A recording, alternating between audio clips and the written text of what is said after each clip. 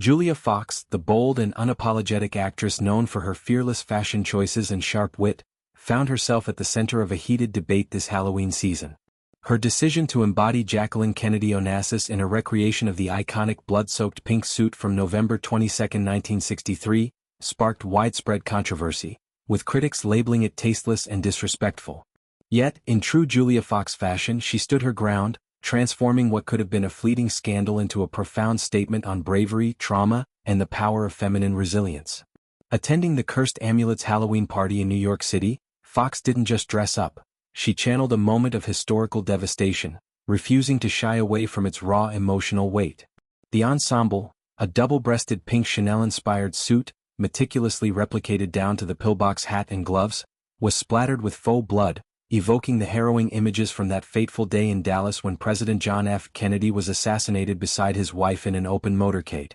For those unfamiliar with the historical context, Jacqueline Kennedy's refusal to change out of her blood-stained attire upon returning to the White House became a symbol of stoic defiance.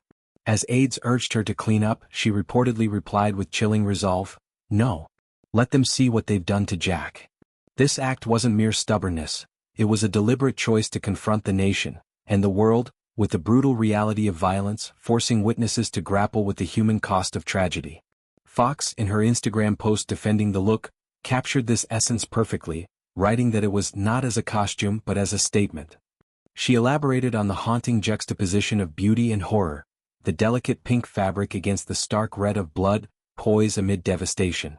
Her decision not to change clothes even after being encouraged to, was an act of extraordinary bravery, Fox explained. It was performance, protest, and mourning all at once. A woman weaponizing image and grace to expose brutality. It's about trauma, power, and how femininity itself is a form of resistance. The backlash was swift and multifaceted. Social media erupted with accusations of insensitivity, with users arguing that glamorizing a moment of national mourning trivialized the Kennedy legacy.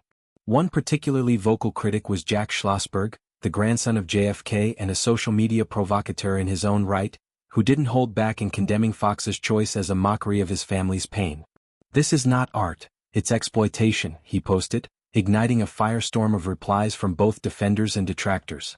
Fans of the Kennedy family flooded comment sections, sharing grainy black and white photos from the motorcade and personal anecdotes about how the assassination shaped their lives. Others pointed to the suit's sacred status. It's preserved by the National Archives in Maryland, sealed away until 2103, a relic too potent for public display. Providencia Paredes, Jackie's devoted maid, had carefully bagged the garment upon her return to the White House, ensuring its stains remained untouched as a testament to the day's horrors.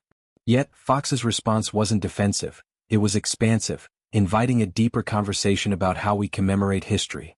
By drawing parallels to modern-day acts of resistance, she positioned her costume as a bridge between past and present. In an era where women continue to navigate systemic violence, be it political assassinations or everyday microaggressions, Fox's portrayal highlighted the enduring relevance of Jackie's stance. The image of the delicate pink suit splattered with blood is one of the most haunting juxtapositions in modern history, she wrote. Beauty and horror. Poise and devastation. This wasn't the first time Fox had pushed boundaries with her style. Her career has been a whirlwind of provocative outfits, from the see-through dress at the 2022 Vanity Fair Oscars after-party to her punk-inspired looks that blend high fashion with street edge. But this felt different, more personal, more layered. It echoed her own memoir, Down the Drain, where she recounts surviving abusive relationships and industry exploitation, emerging with a fierce commitment to authenticity. To understand the depth of Fox's intention, one must revisit the assassination's immediate aftermath through eyewitness accounts. Clint Hill, the Secret Service agent assigned to protect Jackie, provided gut-wrenching details in the 2023 documentary JFK, One Day in America. "I jumped to the rear bumper. Mrs. Kennedy was screaming, 'I love Jack.' I wasn't fast enough," he recalled, his voice cracking as he described the First Lady cradling her husband's shattered head in the back seat of the limousine. The pink suit, designed by Oleg Cassini, absorbed the president's blood as the car sped toward Parkland Memorial Hospital. Lady Bird Johnson, then riding in the motorcade, captured the surreal horror in her diary. "I cast one last look over my shoulder and saw in the president's car a bundle of pink, just like a drift of blossoms, lying in the back seat. It was Mrs. Kennedy lying over the president's body. At the hospital, medical staff offered Jackie fresh clothes, but she declined, washing only her face before reconsidering. 1 second later I thought, why did I wash the blood off my face? I should have left it there, let them see what they've done, she later confided to Life magazine. These words, raw and unfiltered, underscore the performative aspect of grief that Fox sought to honor.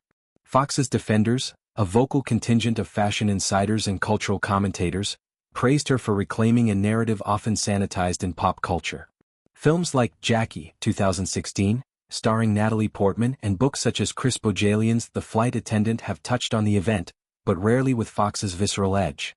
By attending a Halloween party, a night dedicated to the macabre and the transformative, she flipped the script on mourning, suggesting that confronting trauma head-on can be cathartic. Long live Jackie O, she concluded her post, a rallying cry that resonated with those who've long admired the former First Lady's grace under fire. In interviews following the event, Fox doubled down, telling a podcast host that costumes aren't about escapism but excavation, digging into the uncomfortable to unearth truth. We're all haunted by something, she said. Why not dress it up and stare it down? The controversy also spotlighted broader issues in celebrity Halloween traditions. Hollywood's elite often court outrage with their choices. Think Heidi Klum's anatomical precision or Lil Nas X's devilish flair, but Fox's tapped into a uniquely American wound. Comparisons were drawn to past scandals, like the 2018 backlash against a sexy handmaid from The Handmaid's Tale, which critics argued diluted feminist allegory. Yet, Fox's wasn't sexualized, it was stark, almost ascetic in its fidelity to the original. This authenticity amplified the debate, with art historians weighing in on Instagram threads about iconography and memory. One curator noted that the pink suit has transcended clothing to become a cultural artifact, akin to the bloodied shirt of Archduke Franz Ferdinand that ignited World War I. By wearing it, Fox didn't desecrate history, she animated it, reminding a generation glued to TikTok reels of the fragility of power. As the dust settled, Fox's costume evolved from punchline to provocation.